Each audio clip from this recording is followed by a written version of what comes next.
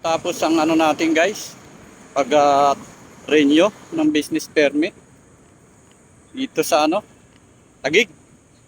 Diyan yung mga bagong naglalakad, lalo na dito sa Taguig, ang requirements lang nila nito guys, yung ano, form.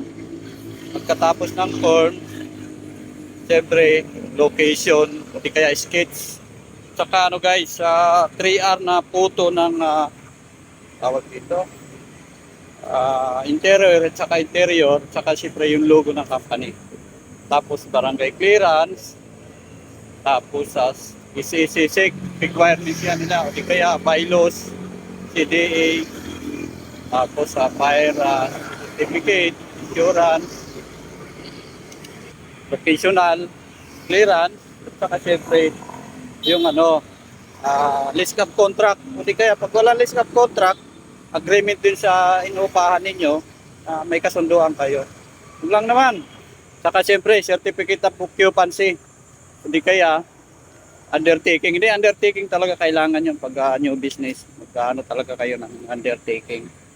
Pero pwede na kayo magpa-assist guys ka ng, ano, ng business kahit wala pang file certificate, lalo na pagbago. I-present lang yung ano, yung pinagbayaran ninyo ng assessment, yung sa billing statement, natanggap na nila yon. So yun lang, ganun lang kadali. Kaya negosyo na kasi dito yan, ilinipat ko lang dito sa PGC. Pero kahit na ilinipat mo lang galing sa ibang syudad, ganun pa rin yung requirements nila.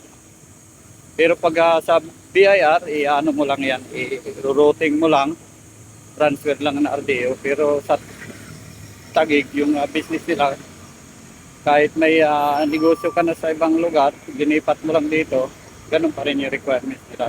Bago pa rin lahat. Susunod ka pa rin sa mga requirements nila. So, yan. Lakad-lakad muna ako kasi yung kausap ko mamaya pa eh. Alas 10 pa eh. Maganda talaga pag maaga ang lakad mo, marami kang nagagawa eh. Kaso nga lang, may magutom, hindi pa nga ako nag-aalmusal eh.